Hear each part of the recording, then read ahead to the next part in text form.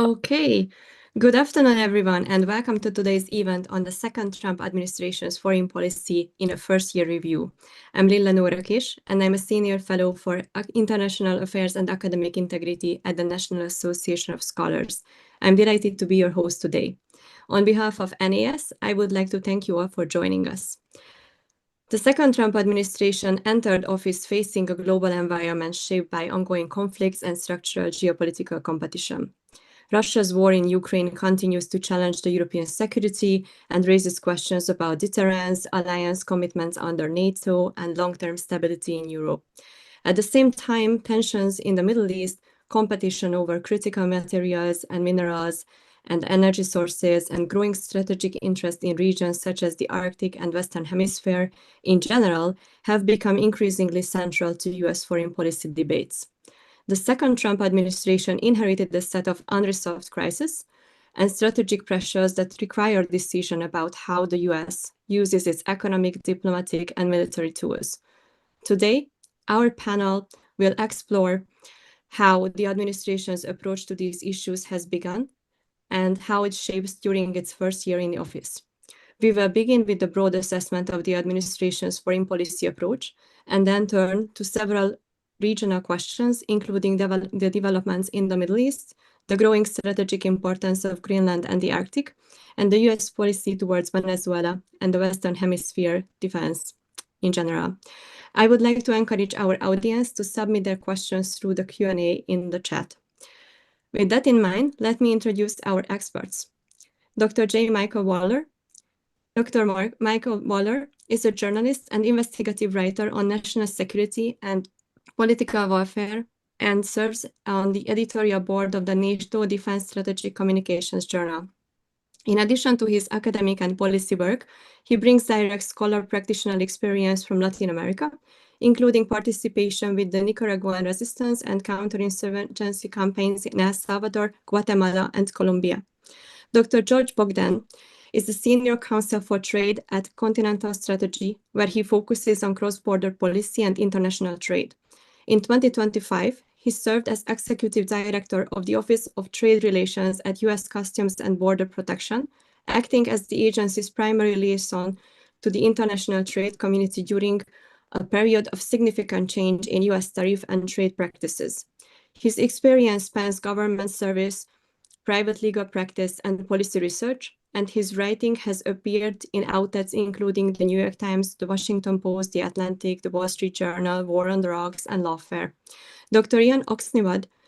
Ian's expertise including economic warfare, counterterrorism, and Middle East politics, and he regularly serves as an expert witness and consultant on cases related to terrorism and religious persecution in the Middle East.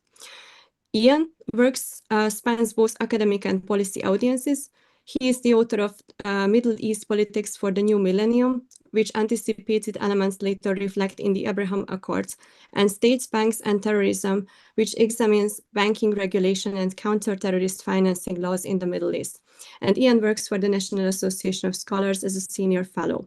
So thank you to all of you to joining us today. And with this in mind, I would like to begin our conversation. I would like to start with a broad question to the whole panel. So how has the Trump administration's approach to US foreign policy shifted in the second term, including changes in trade and tariff strategy, engagement with multilateral institutions, and the use of military and coercive tools in hotspots such as the Middle East and Latin America? George, please start the conversation. Well, it's such a pleasure to be here. Thank you so much for the invitation. I'm really excited to engage with both the co-panelists and those in the audience today. But I want to kind of take your question, which I think is very broad, and kind of break it down into three pieces. And the first piece, is on economics and trade, because I think that's where I have the kind of biggest background, if you could say that. But also, I want to describe where things have changed from a security perspective, and then I want to talk about what I consider a thematic sort of change in how policy is being executed. So with regard to how things have changed on a economics and trade realm, kind of perspective. Let's first take, I think, what is the keystone document of the administration's policy, which is the America First trade policy, and sort of think critically about what it represents. I think, really it demonstrates, if you want to think systematically about how the globe is operating and where the United States sits and which trade advantages and disadvantages the United States faces, that's the kind of real, manifestation of the thinking that evolved, first in President Trump's first term, and then, of course, over the interregnum when he wasn't in office, and now when he's there again. That document really sets out, I think, a stern challenge towards China, which has dominated in the production of things like low value goods, but also I think in an argument about where the United States needs to head if it's going to sustain its place in the global economy. One element of the America First trade policy that I think has emerged that is a significant departure is the concept of the tariff being a revenue source. And I think this has caught many off guard because there's a kind of classical understanding of why and how tariffs are supposed to operate. They're supposed to protect American industry. It's associated with a school of thought. But I would argue, that in a sense, this is a new frontier that makes sense. And in part, it makes sense because the United States government provides all sorts of, positive public goods to the international trading system. The fact that, you can drive a boat, you can navigate over the high seas with $1 billion of commerce on board. I think that has a lot to do with the sort of security environment that the United States creates. As we move through this kind of moment of deep crisis in the Gulf, I think it's another important manifestation, kind of evidence that the United States does play a role in defining how crucial choke points in the world operate for trade. So to the extent that the United States has to fund those endeavors to kind of secure those areas and lanes of trade, it makes sense to think about a revenue stream coming from the tariff. In a broader sense, I think that there's a realization that the entire kind of facade of how we understood, for example, where goods come from, how they're tariffed, that needed to change, right? And so to the extent that on Liberation Day, you saw a kind of global understanding of how tariff can operate, that was very important because in many cases, it's hard to capture this in metrics that we have now, but there's a great deal of transshipping and fraud taking place on the global stage. And so how do you construct a tariff policy that captures all of that taking place, but also tries to prevent, reverse, and deter it? That's what I think the America First trade policy has done. From a security perspective, I'll be much more brief. I think President Trump has basically laid down certain fundamental propositions about the importance of the Western Hemisphere. I think that there's, a bit of interconnection with the trade policy that we can, of course, talk about. But the return of what I would say is our oldest national security strategy, the Monroe Doctrine, is central to how the administration is thinking about national security. And then finally, I think the administration is not putting off recurring security conundrums. And I want to just repeat that. The administration is not engaged in the kind of strategic patience that some of his predecessors have put forward. To the extent that regimes like those in Iran or Cuba or Venezuela are continuing to cause security problems for the United States, they're going to be combated and confronted very quickly. So that's how I see it from the kind of perspective of a security question. On the broader thematic point, I was in President Trump's administration when sort of the significant restructuring of how the bureaucracy was functioning was taking place. And I think that that's an important element of how, the substance of the policy is being undertaken, right? There's this, I think, entrenched set of policy preferences among many of the bureaucracies in government that needed to change or at least become open to change. And so undertaking, this broad set of policies was only possible from the perspective of the administration if you, dealt with those who have, gummed up or prevented policy changes from taking place. And so as a thematic issue, the kind of restructuring of how an administration carries off foreign policy is a kind of meta theme, right, of how things have changed. And so in that respect, I think we're seeing a profound moment of renewal in American foreign policy and change. So I'll leave it there, but that was my kind of initial take on the question. Thank you so much, George. This was very comprehensive. Michael, what do you think? Well, President Trump has demolished the global foreign policy consensus of how American diplomacy should work. He's brought back American diplomacy. He's done away with multilateralist, globalist diplomacy. He's put American interests first, and he's forced our allies to do what they must do in order to be good allies, and really for what's in their own benefit. And he's done it in a way that has broken all of the really channels for doing this in the past. And in so doing, he's shown the whole world how discredited the status quo had been. If you see how most of the NATO countries are doing exactly what Trump demanded from them in his first term, they just don't realize that they're doing it at his behest this time around. And you see Germany now taking a lead in Europe to say what a great guy Trump is, and he's making so much sense, and he's got so, this is really astonishing stuff to see this big turnaround when you have the president relying not very much on the diplomatic service anymore, which is about as woke as you could find anywhere. He instead is using the power of his own personality, but he's empowered his own personal envoys, who are special government employees, or they're not accredited diplomats. They're presidential envoys going in to take care of problems. And we can argue whether we think they're doing a good job in whatever case or not, but it's a new thing that he's doing at the top level, going around the embassies and going around much of the diplomatic bureaucracy. He's also torn out by the roots the whole aid industrial complex and the NGO industrial complex that has been such a driver of American foreign policy and American lack of sovereignty for decades. He's just torn it out by the roots. So not just USAID and the what a lot of those programs had become, but the NGOs around them, the nonprofits around them that are actually making policy, creating pressure groups, creating anti-American movements around the world, and building on them. Sometimes even replacing what Soviet front organizations had been doing with some of the same types of institutions. So to see him not just cut it off, but to tear it out by the roots and holding it in reserve for until we figure out what to do with it is really, really amazing.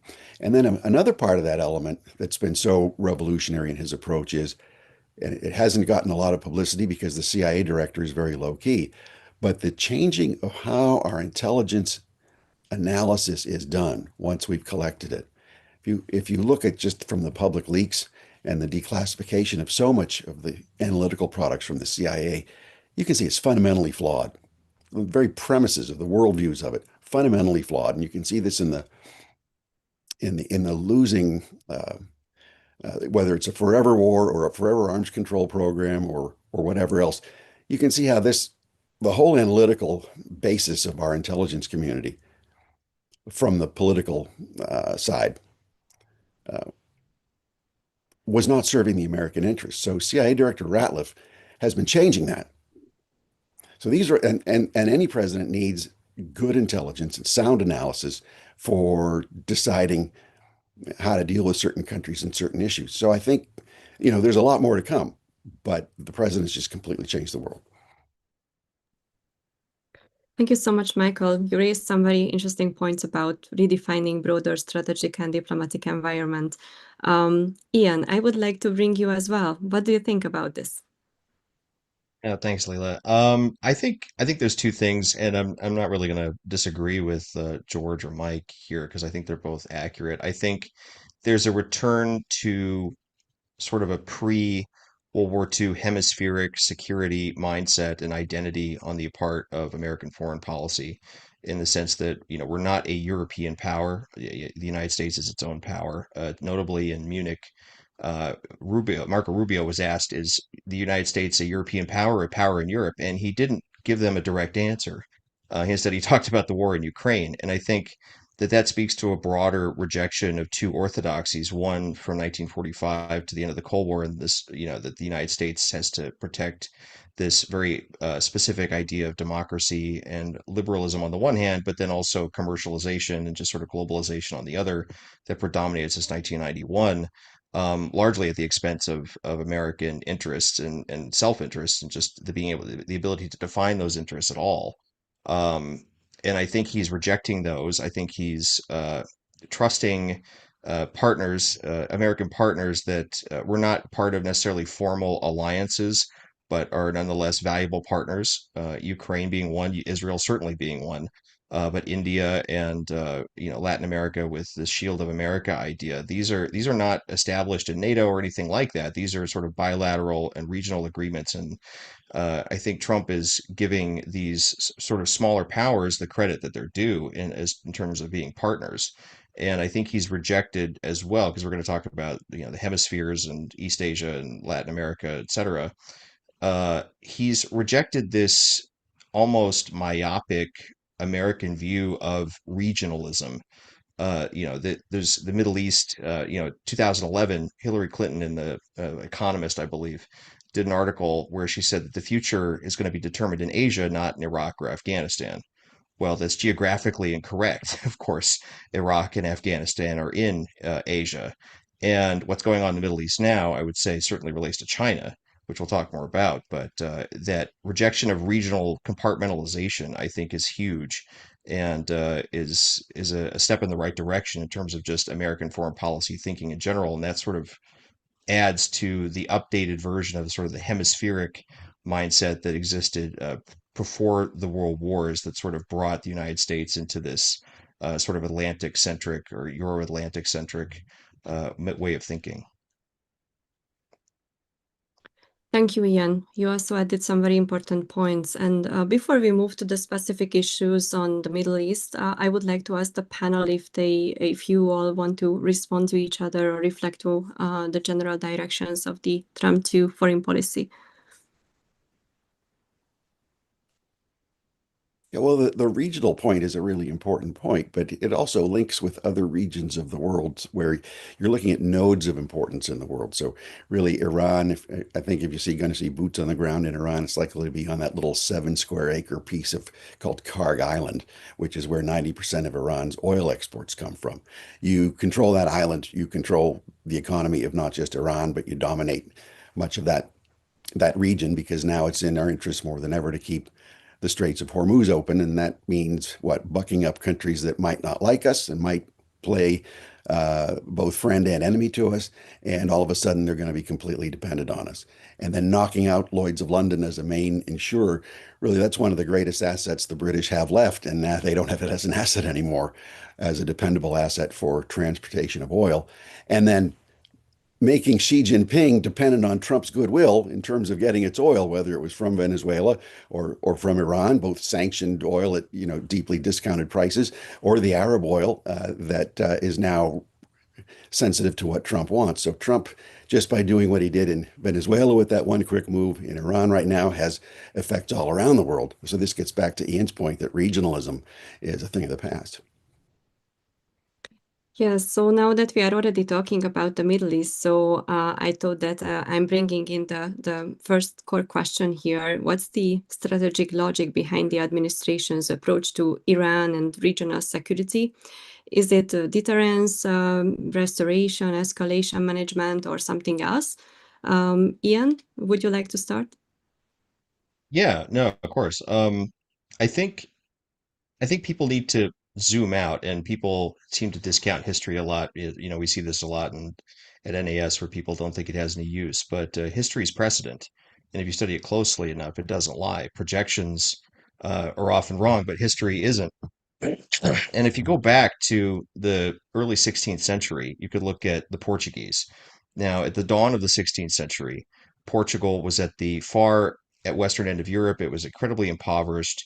The western terminus of the Silk Road Eurasian economic system, was in Venice. And Venice had a partnership with Mamluk Egypt, and the Mamluks and the Venetians both worked with principalities in Western India as this maritime route for the spice trade. Well, when the Portuguese developed the ability technologically to circumvent Africa very cheaply and quickly, they wanted to circumvent Italy's control, or Venice's control, on the spice trade in Europe, and they did that by going directly to India. So you had Don Francisco de Almeida, you had Alfonso de Albuquerque in Western India, and they actually beat sort of coalition forces of the Mamluks and the Indians, as well from Gujarat, etc., as well as Venice to a lesser degree. And what they did and they looped India and this as the source of the spice trade, which was the core of the Eurasian economic system, with the Middle East. If you look shortly after they established Goa, the Portuguese set about putting outposts in Malacca, in Muscat, in Hormuz, in Socotra off the coast of Yemen. And the British, when they replaced Portugal, saw this as the key to controlling the Eurasian system. So the British, when they colonized India, they also had established outposts in Qatar, Oman, Bahrain. And what's interesting about this is that this Middle Eastern component was not divorced from Indian Ocean trade. Now, when you look at the Belt and Road Initiative, the Belt and Road Initiative is essentially China's ability and goal, its stated grand strategy to control all of Eurasia. Now, all would-be hegemonic Eurasian powers, whether coming from west to east or east to west, the key to that is the Middle East and that area around the Arabian Sea. And what Trump is doing, obviously, you had the Quad. India is a key component to stopping China, and the String of Pearls, which is China's naval strategy to boost the BRI, the Belt and Road Initiative, and essentially encircle India. If India is strong and there's an American presence in the Indian Ocean region, China can't do that. And when you add oil to this, it's interesting that a few weeks before the October 7th attack, there was actually an agreement called the India Middle East European Economic Corridor, the IMEC, which was basically going to be a rubric for transportation, shipping, and commercial agreements that would span from India up through the Arabian Peninsula, including Israel and Saudi Arabia, and then ultimately ending in Trieste in Italy. Now, if you look at that, that's actually kind of interesting because it replicates what existed before, and it creates an alternative system to the Belt and Road Initiative. The Abraham Accords were a huge step in that direction. You have Egypt and Israel, and also Cyprus and Greece doing energy agreements in the Eastern Mediterranean. You have the Abraham Accords, of course. And it's not a coincidence, I don't think, that the October 7th attack with Hamas happened a few weeks after this, because Iran was not part of that. China was not part of that system. And Iran being the main ally, if you could call it that, of China in the Middle East, it would make sense that they would want to stop that at all costs. So you had this attack, and now what's happening is not only did the Abraham Accords hold, but you're actually having the Middle East sort of fighting for itself towards a new future with American help against the regime in Iran. Now, if Iran, uh, even if it doesn't quite exactly become a democracy, but something more like a constitutional monarchy or something else, a confederation of some sort, if it's moderately pro-American and it works with the Abraham Accords and that framework and that expands, and Israel's a part of that and the US is a part of that, China's screwed. They can't really work an effective Belt and Road Initiative, especially if India is included. Now, notably, before Operation Epic Fury and Roaring Lion, Netanyahu and India were talking. Netanyahu and Modi were actually meeting and talking a few days before. That's not a coincidence. This is part of a broader Eurasian move. And Trump is very well aware of this. And it's history's on his side in terms of the precedent that if you can keep China from controlling that key area of the world, these waterways in the Middle East, especially the energy is part of it too. But these choke points from a naval standpoint, the energy, and just this interlocking trade system that connects Europe with the Middle East, the Abraham Accords, traditional American allies, and India as a new sort of American partner, you've essentially blocked Chinese hegemony. Thank you again. It was very comprehensive. Michael, I would like to give the floor to you. Well, Iran is a whole lot of things to President Trump. I think first and foremost is it was not going to have a nuclear weapon. And it's not really the nuclear weapon that's the problem. It's the regime that's the problem. And it's an apocalyptic, suicidal regime. So traditional forms of deterrence will never work. Arms control will never work. Bribery will never work. So the only choice Trump had was to eliminate that regime. And there was a clock ticking on this. So it had to be done. And it had to be done before they had nuclear weapons. So that's just the Iran part of it. The larger part, as we've just alluded to, is the China part of it, which is huge.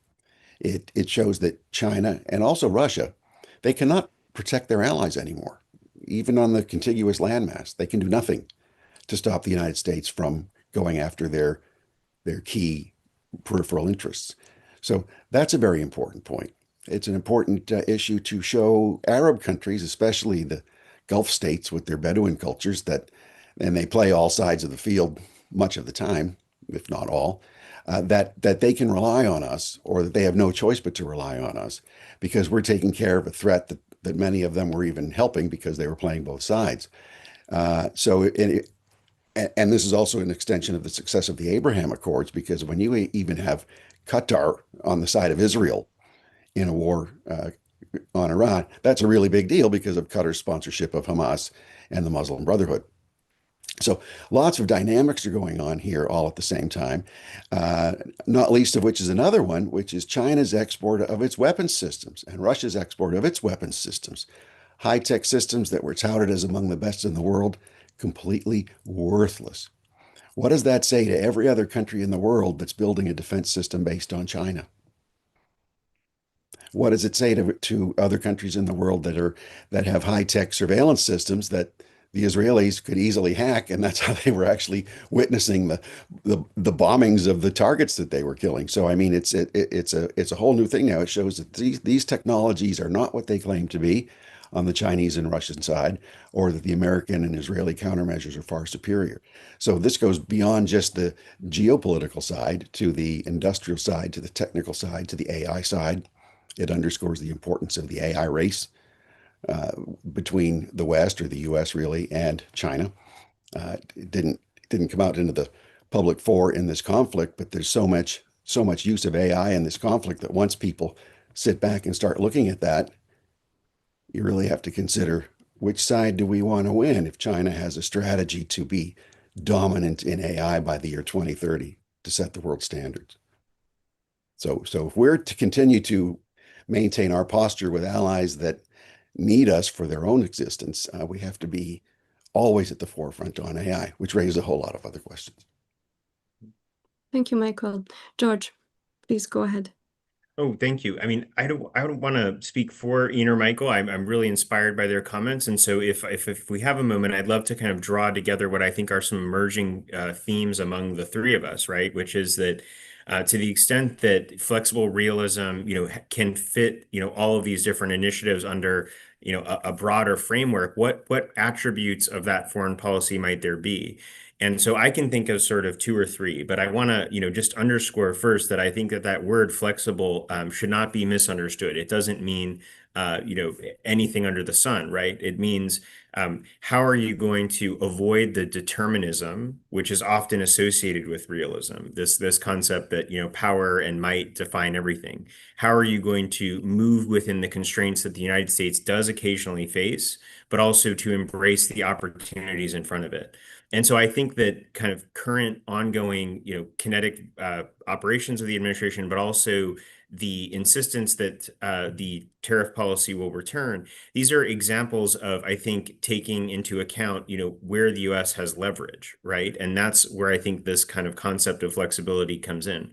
President Trump is exceptional in understanding, where the power dynamic currently is among not just the United States and its adversaries, but also the United States and its allies who, have done things like launder sort of Chinese overcapacity, or have, advocated that it's never the right moment to confront Iran on a certain, new intrigue that it's undertaking that is, deleterious to the interests of the United States and its allies abroad, right? So that sense of leverage, where does it lie and how can we use it? That's an important aspect of flexible realism. I think also another element of it is avoiding this conundrum that I see in foreign policy so often, which I refer to as driving while looking through the rear view mirror. Right. So President Trump is driving while looking through the front of the car, right? Because what is before the United States? An increasingly hostile environment in which our adversaries are taking the cue that the United States is acting on its threats, that it's actually going to uphold certain principles. To the extent that that creates these tensions, which the U.S. has to respond to, we can't be bogged down by these kind of frameworks that emerged, amid the war on terror about how to confront countries like Iran. I mean, I'm just amazed by how many critics of the Iraq War and the Afghanistan War are now up in arms that the United States is not proposing some kind of elaborate process for boots on the ground regime change. right? It's as though the episode which presented the United States with an impossible set of goals now has to be replicated. And if it's not, it's some sort of horrible, problem that we're not, repeating the same mistakes over again. And I just, remind people that the Bush administration's kind of framework for what it was going to do in in Iraq and Afghanistan was derived in part from a set of, exigencies that forced it to reconsider, what was the default position of President Bush himself, right? Which I think came out in his debates with Al Gore. He said, our job is not to nation build, right? And yet, because he was presented with these very difficult circumstances, he moved in a different direction. I think, to the extent that President Trump has recognized that that created this very long, sort of difficult set of forever wars, we have to try a new method for confronting enemies and dealing with the threats that they pose. And so this problem, right, as I said, that you're driving while looking at the past, right, and not evaluating critically what you're demanding, that I think is something that flexible realism seeks to resolve. And so it has both a substantive and I think a methodological component to it. Thank you so much, George. I agree that flexible realism as a concept causes a lot of confusion, and clarification matters in this 5D chess game. Probably the big question here is sustainable regional strategy for the Middle East. Is there any? And if it is, what it is? Yeah, I mean there is, and the Abraham Accords and the IMEC are part of that. If countering China is the top geopolitical goal, and also economic goal of the United States, it needs to have an alternative system that prevents Chinese hegemony from tying all of Eurasia together, and that IMEC, as a concept, is part of that, and the Abraham Accords are a key component of that. And Iran was never even part of that originally, but a new Iran that is friendly to Israel and friendly to the Gulf states would be a massive boost in that, as well as integration economically with India and Eastern Europe and the Eastern Mediterranean, rather. You're looking at a system that China would have a very hard time trying to control. And the U.S. doesn't have to colonize anybody to do this. It just has to work economically with them. And of course, naval power is a key to that. And I think we're seeing that play out as we speak. Thank you, Ian. I see a question in the chat that is related to the Middle East conversation, so I would like to drop it in for the panel. Claudio Ciotti asked to the extent of Russia and China are degraded as an indirect consequence or negative externality of our war in Iraq. Doesn't this mean a shift back to a kind of unipolarity? I mean, not in the sense that unipolarity was defined certainly after the Cold War. If anything, it forces China and Russia into a weird symbiosis. China and Russia have their own tensions in the Russian Far East and over resources, and the more interdependent they are with each other, that creates its own problems for them. The key for American interests is keeping them from controlling the Indian Ocean and maritime trade, and I think sort of forcing China and Russia to work more closely together because they do have differing interests. I think that creates a problem for them, and that is beneficial, and that ultimately degrades China and Russia as well. I mean, what's happening in the Middle East, to Mike's point, China didn't step in to save Iran, neither did Russia. Russian intelligence was not all that useful. I mean, the drones kind of highlight this too about how will matters, because most of the drones originally that were coming from Iran were ending up in Ukraine through Russia. Many of those technologies were originally American and stolen or from Western companies. And then the US re-engineered them and then is using them against Iran. But at the end of the day, the technology was ultimately secondary to the fact that Russia and China either lack the capacity or will to actually defend Iran, which is arguably their key partner in the world. Thank you, Ian.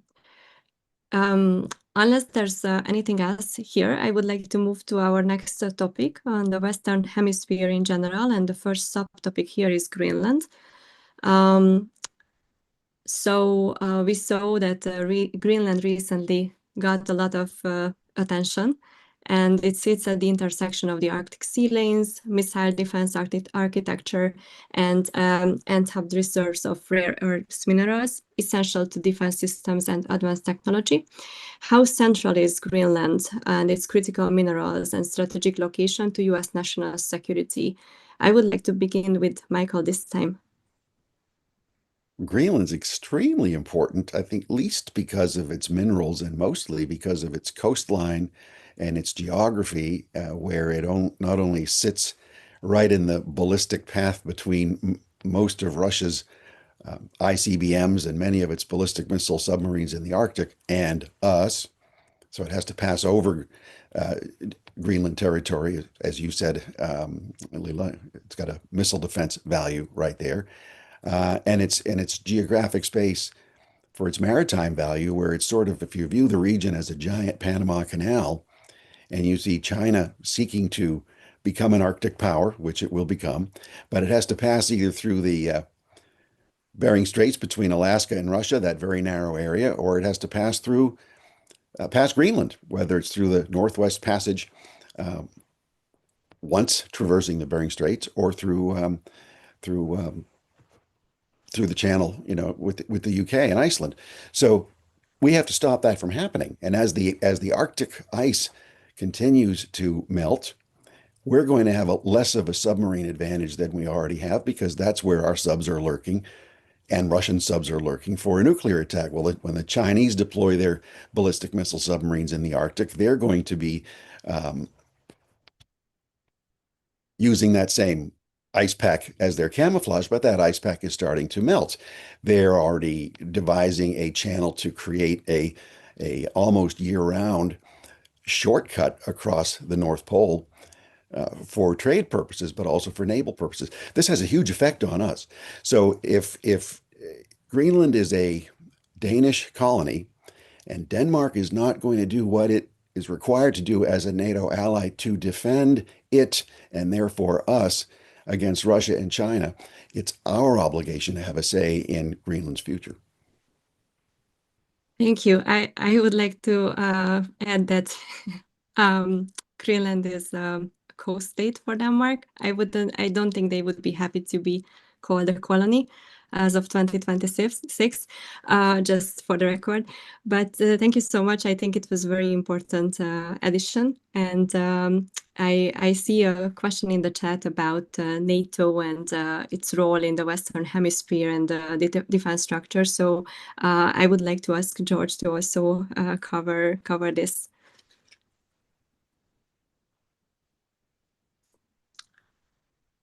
I believe you're muted.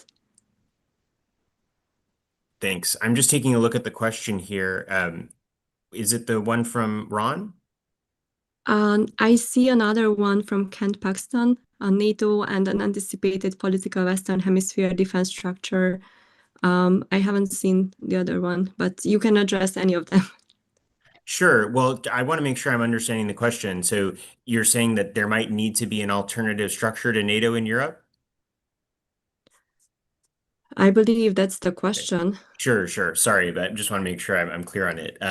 But I actually think that going back to something that Mike said earlier, there's, I think, a rightful hesitancy on the part of this administration to rely on kind of the multilateralism of the past. And particularly, even before President Trump began to, I think, beat this drum, even folks like myself who came out of, I think, a kind of orthodox training and thinking about international affairs. I had some exposure to how the U.S. government functioned. Some of us had some real concerns about how some of our closest allies thought about this. And the example I want to give you is, when I would ask someone connected to German foreign policy, what is the German interest in this issue? They would say back to me multilateralism. And of course, I think at some point you might squint, at some point you might roll your eyes, but at the end of the day, to the extent multilateralism has been a means for countries to either avoid expressing, their true interests in any particular foreign policy problem, or to frankly hide behind it, it's a problem, right? But more importantly, to the extent that it contravenes or necessarily, causes problems for the U.S., it needs to be, I think, dealt with in a very straightforward fashion. One example that I often give that I think is an important one, just to compare against the question we just discussed about Greenland. I was a Fulbright fellow in Kosovo, and there's no secret that the United States was deeply involved in helping Kosovo secure independence, right? And so the United Nations has a mission to Kosovo that is sort of paradoxically an undying system of governance in the country, a parallel to what is a country that has stated its own independence. And if you look at the dynamics about why this United Nations mission, UNMIC, continues, it has to do with Russia's unwillingness to defund or allow the budget to be zeroed out of the United Nations mission to Kosovo. And so this is one example of how, a country that is clearly in an adversarial disposition with the United States undermines, aspects of our foreign policy by engaging in these kind of bureaucratic maneuvers within multilateral structures. And I present all of that to you because I think that we don't need more multilateral institutions, right? We have many. And I think the administration was right to go through the vast list of multilateral organizations that we are involved in and to decide which really deserve our attention, our funding, because this endless list, I think, had occupied too much of our time. But in the case of NATO, I think it's foolish to say that NATO should be completely abolished or becomes irrelevant. I think that that's really not something that's even on the horizon. The question is whether NATO serves its purpose in Europe and does not dampen or become kind of a dependency on the United States. And that's a question that countries like Germany and France have to really answer for themselves, right? To what extent are they going to truly collaborate by the United States and become serious about the security concerns we have, not just about Russia, but about China, not just about missiles, but about supply chains. So that would be my initial take. I also just want to add that I think that more important than any multilateral institution, they come and go. We've seen them for hundreds of years existing in different types of institutions and so on. More important is alliance management. And I think that it's a constant refrain of those in the United States who are critics of President Trump that he's not good with our allies. And I think the hardest part of alliance management is delivering messages that an ally is not delivering for you, right? And that's part of keeping the discipline of an alliance in place. And to the extent that our allies come out of this administration or this period of more tension, more aligned with the United States, that's, I think, the metric by which we should assess President Trump's presidency. Thank you, George. Ian? I think Greenland is exposing sort of some of the issues that came up in Munich that were almost left unsaid, where Marco Rubio was asked, "Is the United States a European power or a power in Europe?" I mean, to American ears, that seems like a weird question. Because if you look at us historically, we're not a European power. We're both part of Western civilization, which seems to be a theme of this administration. But we're not European, and there was a conscientious effort in the U.S. and even among most of the Western Hemisphere to reject Europe within the same 50-year period. All of Latin America became roughly independent in the same 50-year period between 1775 and 1825. Most of the landmass, with the exception of Canada, had cast off Europe. We don't have monarchies here, for example. We don't have these institutional outlooks the same way that Europe does. Interstate conflict is relatively rare in the Western Hemisphere compared to Europe. So, we have an identity issue on the one hand. And it's interesting that there's a couple of polls that were not that old in terms of threat perceptions. And most Americans view China as the top threat. Most Europeans view Russia as the top threat, but number two, which is actually above China, is actually the United States. And a lot of it comes from, I think, this push for Greenland. And this push for Greenland is not something that's new. I mean, there seemed to be this almost irrational worry among Europeans that the United States was going to take Greenland by force. And I don't think that was ever something that was a real possibility. But the Europeans seem to act like it like it actually was. And the United States has been interested in Greenland since the 1860s. In 1910 and 1947, I believe as well, the United States was interested in getting Greenland because from a military point of view and from a technological point of view with rare earth elements and shipping, Mike is right. Greenland is important. And if there's a question of whether or not America's European partners can even deter Russia on its own collectively. Europe made it very clear with the establishment and the broadening of the EU itself and the Eurozone, et cetera, that it wants to be its own sort of power bloc. If it can't deter Russia on its own in its own region, that raises questions here in terms of is NATO even going to be of any use at all if there's a war with China? That's a question that Americans have to ask, but Europe kind of has the luxury of ignoring. So this kind of exposes this divide that's, I would argue, is largely a Western European divide with the United States than an Eastern European one, because Central and Eastern Europe, the Visegrad countries, et cetera, Italy as well, with its operations in North Africa and maritime security in the Mediterranean, they seem to understand the roles that they play in terms of their own security and also regional security in general for the West and Europe and the Atlantic Partnership. France and Germany and the UK, not so much. And I think this is part of a broader drift. Almost a reversion to what it was before, in the sense that, I mean, the United States is a Western power, but it's not a European one. Thank you so much, Ian. I want to add a point, but I'm just a moderator here, so I'm not here to judge. But geographical proximity really matters in threat perception, and of course, Europeans feel pretty close to the Russian threat. As we can see, there's a war in the borders of Europe, and partially in Europe. So. That's one point. And the other is also population and demographics. We can see that Asia and Africa are going to outweigh Europe and America together in population. And it can be a big issue for the future of Western alliance in general. And I understand that the question of the future of NATO as a multilateral organization is just something that might be temporary.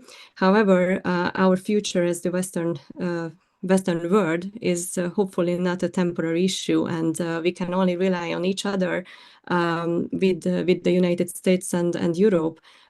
Because we share the same democratic values and even the same religious roots, so that might matter in managing these issues. But that's just an observation. I don't know if you want to add anything else, or we can move forward to the last part, focusing on Latin America. Is there anything you wanted to add? Oh, okay. So let's continue our discussion, focusing on Venezuela and Latin America. Is the current US policy towards Venezuela fundamentally about democratic governance, energy security, great power competition, or some combination of all of these? What is the hierarchy of these priorities? And how does the Venezuelan oil factors into the administration's broader energy and foreign policy strategy? George, how do you see this? Sorry, would you repeat the question one more time? Yes, I asked about the US policy towards Venezuela and what it is about, whether it's a democratic governance, energy, or some kind of combination of different issues, and how does the Venezuelan oil reserves factor into the administration's broader energy and foreign policy? Well, I think that all the factors that you mentioned have played a certain part in the calculus of dealing with Venezuela. I mean, just on the democracy front, I think it's difficult to find a regime that has done more to sabotage the aspirations of its people to govern itself. I think that in terms of oil and natural gas, Venezuela has engaged in all kinds of really deeply damaging behaviors to how the international energy market works, and how China is able to subsidize, its position in the global energy market. But I want to point out that I think really, if you're looking for a monocausal or like a single, reason the administration acted, you're barking up the wrong tree, right? And also, I think you're again failing to apprehend or comprehend what is a consistent theme around, trying to secure the Western Hemisphere. I think one of the more disturbing elements of the Venezuelan scenario that folks have seem to have forgotten is that it was a real kind of foothold of those regimes that are so set against the United States. It was their foothold in the Western Hemisphere, right? If China wants to do something nefarious, if Iran wanted to do something nefarious, Venezuela was an open one-stop shop for everything that they needed, right? And so, to the extent that the administration is trying to secure the Western Hemisphere, create a set of supply chains that are, make the hemisphere safe for our economy, make the hemisphere a kind of repose for keeping us on track in terms of our technological and economic aspirations. That's part of Venezuela, right? But the reality, of course, as well, is that the specifics of the timing and the character were brought about by a confluence of events, right?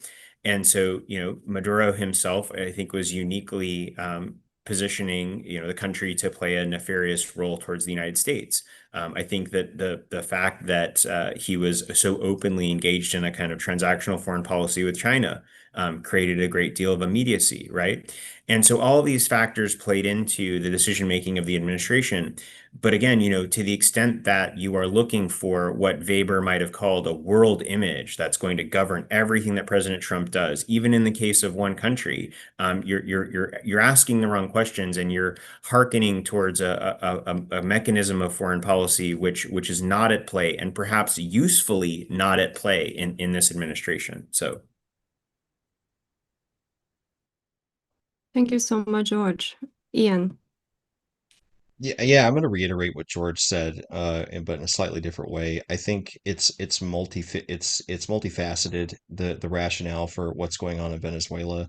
I think it's also if you think about it hemispherically, uh, you know, it, Europe is across the street, the Middle East is down the street, but we live in the same apartment building with with Venezuela and in our hemisphere, and you can see this demographically as well. One set of data set I was looking at not that long ago, basically Hispanic Americans are the second largest demographic group. You also see this, politically on both sides of the aisle here. You can look at the Super Bowl the halftime show that was so controversial.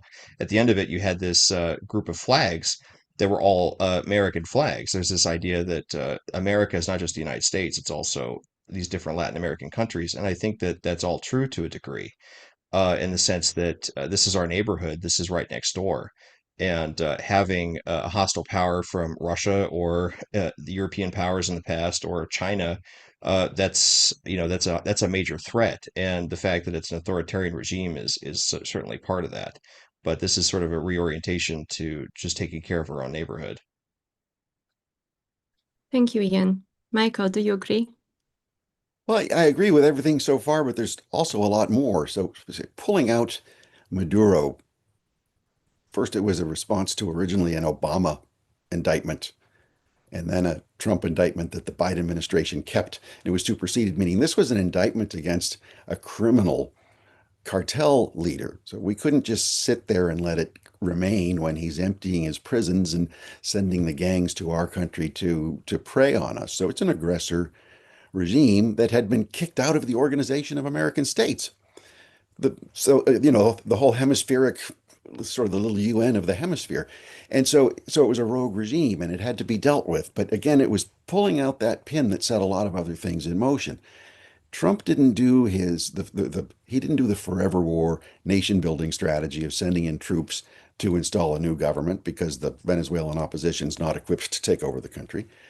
He just put the United States in charge of that cartel and made the cartel do the bidding of us and to limit its behavior until such time as we could do something about it.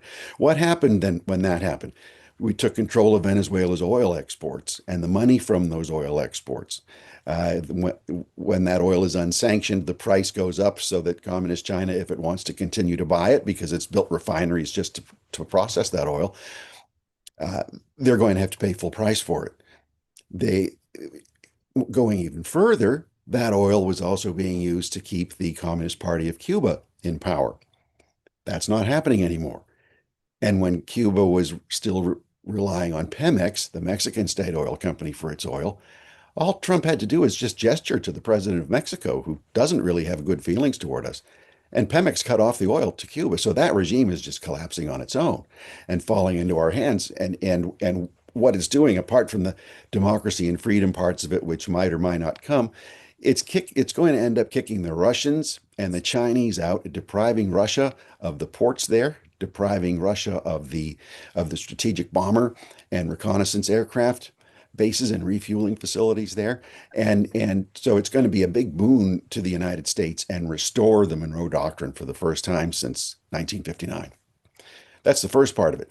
It also had a chain reaction on Iran because, again, it allowed Trump to cut off Iranian not subsidized, but discounted oil to China. And as was mentioned earlier, it broke up the Iran-Venezuela nexus where you had the Revolutionary Guard of Iran working to train Venezuelan security forces in Venezuela, build a drone factory at La Libertad military base, which also was destroyed in early January when Maduro was snatched.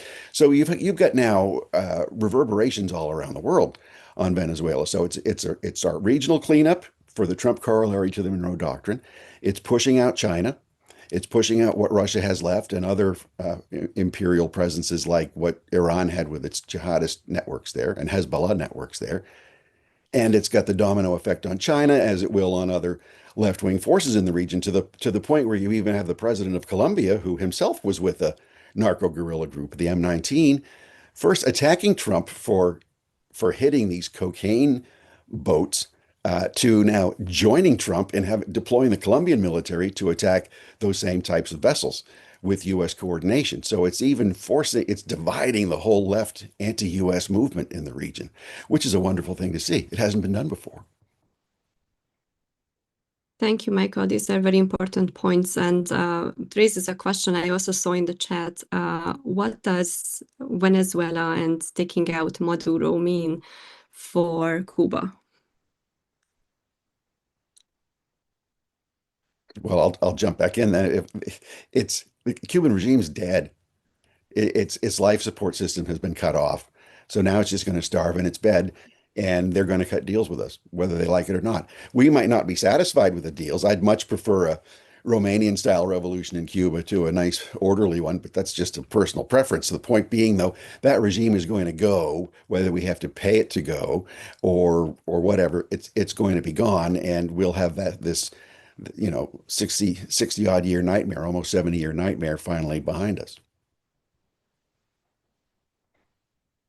Yeah, I want to raise that point as well. I mean, in many different points in the 20th century, the United States has exerted tremendous pressure on Cuba, and it's reached out to a country that can provide it life support, right? And in some respects, Venezuela was providing that life support, and so now, to the extent that the administration is slowly exerting greater and greater pressure on Cuba, those kinds of options about how a transition to a new form of government might take place, those are broader than they have been in the past. In part, it's because I think the regime is having to answer really tough questions that it's avoided answering in the past when, basic functions are not, you can't pick up the trash, you can't run the sewer system. These are basic things that are collapsing because it doesn't have that access to a backstop of financial way to revive itself. So very important and interlocking set of outcomes. I mean, to add to this too, I mean, there's this kind of question of, because we're talking about these regime changes in spirit, if not in structure, and I think there's this element of, who's your Yeltsin going to be? Yeah, we had a very key opposition figure for Venezuela, for example, who everyone rallied behind. There was an election. It was very clear that she was the main supported opposition, so that there was not going to be a mass uprising to protect Maduro when he was removed. So I think it was a very clear signal to do that. And I think Cuba is probably very similar in the sense, but we don't know who that opposition figure would necessarily be. But the neat thing about this, similar to what happened with Maduro and Delcy in Venezuela, is that if you don't have a Yeltsin, you can make one. You can make a reformer and have someone take over that way. Talking about elections, I was wondering what an expected political shift towards the right in many Latin American countries would mean for the future of Latin American and American relations.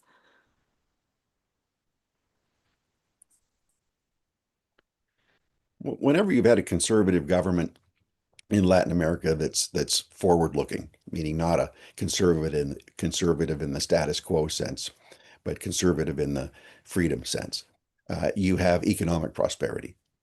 You have a breaking of the socialist mentality and the patronage mentality that pervades much of Latin American culture. So you have progress, and you have some type of stability, which then can attract investment. You have real rule of law instead of a strongman's rule of law or a socialist ideological rule of law. And so you have attraction of investment. You have attractive places for people with talent to move to or to remain in instead of leaving their countries to go abroad. And that benefits everybody in the region. To add to that too, I think institutionally, Latin America, it got independence roughly around the same time, the same era as the United States did shortly after. And it was motivated by a lot of the same ideals. But what became conservative was still sort of in this landed aristocratic holdover that was there from Spain and the Portuguese to a lesser extent. And I think over the course of, since then, American ideas of natural rights, property rights, and conservative economic ideas, not conservative in the traditional European sense of protecting specific classes. I think that's actually coming of age now in Latin America where it wasn't before. You certainly see this with Milei. In Chile, they rejected a left-wing takeover of the constitution, and they just had an election there. And you see this kind of percolating throughout Latin America. And I think this is sort of a almost a ideological homogenization, if you will, or merging towards this consensus of some of the same ideas that have made the United States successful. If it continues to play out after multiple elections, administrations in some of these other Latin American countries, you're looking at a very prosperous hemisphere. Thank you, Ian. I see a couple of questions in chat. I know that we are a little bit after time, but maybe I can raise like one or two more questions before we conclude. So one of the questions is asking about the administration's actions, whether they are a return to the grand strategy to American foreign policy.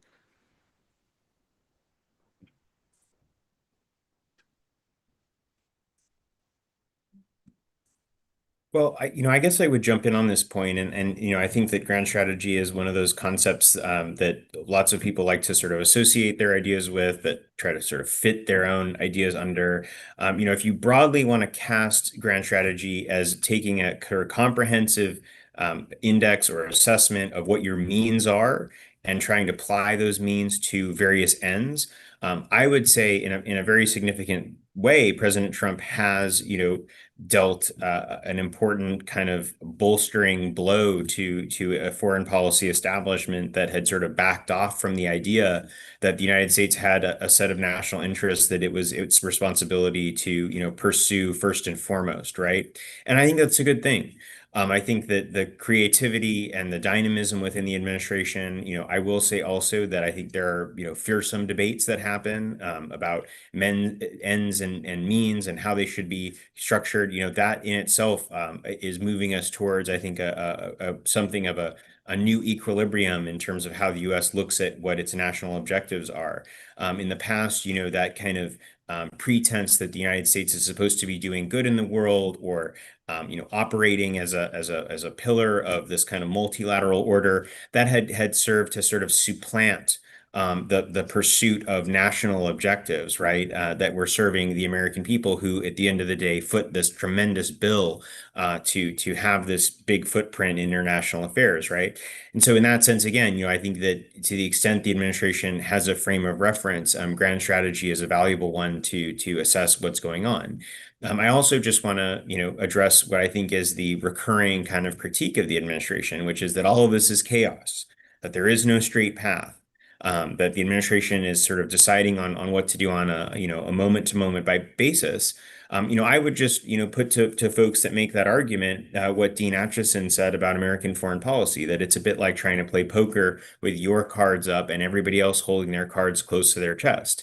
Of course, we live in a democratic society in which we want to have open discussion about these issues, but the suggestion that, unless you are familiar with and comfortable with the logic that the administration is pursuing behind a foreign policy, that it is therefore irrational or erratic or not helpful, that I think is a flawed way to interpret what's going on. And so I just add that because I think it's a foil for the kind of grand strategy reference. Trump is rewriting the rules on grand strategy too. So people aren't prepared intellectually, even supporters of the president, many of them aren't, they're not prepared to accept what his grand strategy is because he's not a lineal thinker. So he'll go from point 1 to point 5 to point 10 and then to point 4, but there's a whole lot of other points between that he doesn't just talk about because he talks about so many things. This frustrates his friends. It confounds his adversaries. It keeps everyone else on edge or off balance, which can be a good thing. But it also doesn't permit a lot of his supporters to come up with some of the um, key agenda items that are not at the top of the list, but that would fit really well with the grand strategy if it was properly defined. I think now it's becoming much more properly defined. His first term, it wasn't at all. So we can't even remember who his first Secretary of State was. It was so disastrous. And then Secretary Pompeo was stuck with the foreign policy machine, and it was still kind of business as usual with new leadership at the top. Now Trump's completely redone that. And so when you look at the grand strategy that he is pursuing, led by a very coherent team that took a while to get put together, that operates very tightly, really no more than a dozen people are developing this grand strategy to the point that a lot of the president's own political appointees in the national security and diplomatic communities don't even know what's going on because it's all being run out of the White House because it has to be to prevent leaks from happening. So there is a coherent grand strategy that is coming about, but there's still no school of thought to go with it. That remains to be written by a lot of the people who aren't so busy doing all the day-to-day things of running the United States government in the world and who can look at this and start creating a large picture to teach our next generations of intelligence officers and diplomats and military officers. To kind of add to those both points, I think George is correct, and the sort of multilateralism became almost the operating principle and identity of American grand strategy and American policy.